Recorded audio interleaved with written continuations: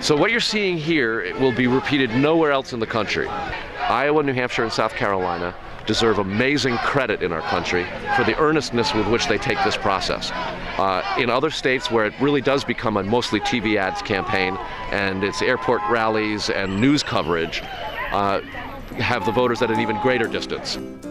New Hampshire, home of the first in the nation primary, known for its retail politics, is also one of the first states to experience the effects of the Supreme Court's Citizens United decision.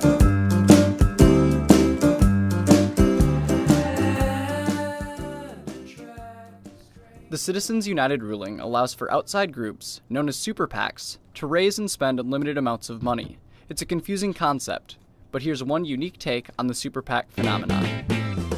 John, he owns a corporation, he likes to make campaign donations. His friend Lou is running for president, but losing last place cause his money's all spent. Now John's a millionaire and he'd love to help. If he could, he'd bankroll the campaign himself. But there's a limit on spending and it's next to nothing. It's barely enough to cover campaign budgets. But the courts changed the rules in 2010. Now there's no limit to what corporations can spend, as long as candidates and donors don't coordinate. But they're vague on what they mean by coordinate. So John knows a friend of Lou's, who has a super PAC called Freedom Rules. John hands them $1 million in cash, now losing first place because of super PAC ads. Since the start of the 2012 cycle, super PACs have raised more than $150 million. Chase Sales is the co-founder of the Democratic super PAC 1911 United, which has raised $46,000 so far. Our number one priority is the re-election of our president, President Barack Obama, in 2012. What we're saying is that, okay, we accept that there's going to be money in politics. You can go two directions. You could say, hey, let's get rid of all the money in politics, which I think is impossible. Or you could say that if money is going to be used in politics, then as a person, group, or organization, what can you do to make the best use of that money? We just focus on that. If money is a factor, then money doesn't have to be used a certain way. It's kind of an axiom that water always finds a way to find a crack, and it's kind of like money in politics.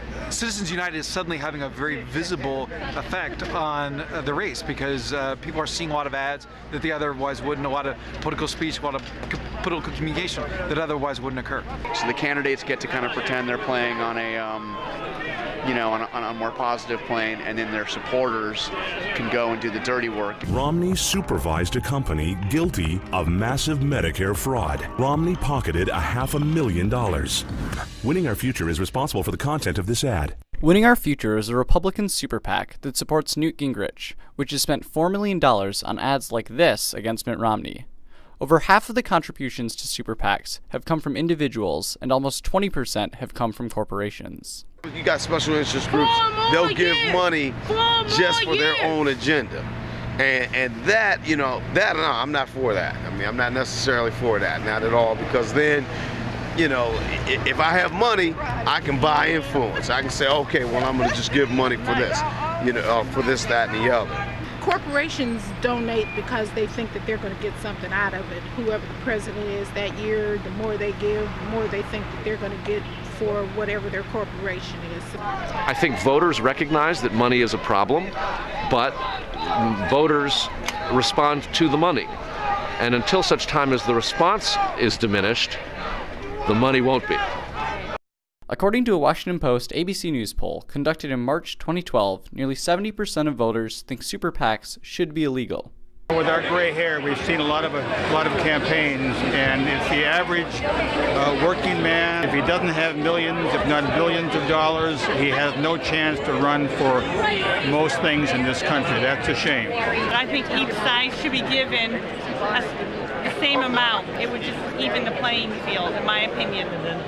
Yes, it's an outrage. Citizens United, it's forget about it. It's stupid. I believe candidates are for sale. I believe they are beholden. They certainly do owe.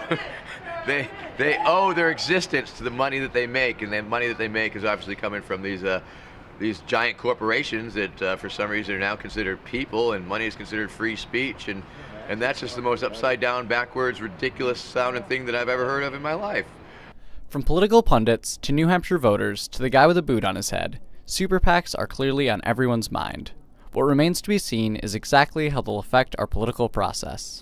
It's too much to say our candidates are for sale, maybe for rent.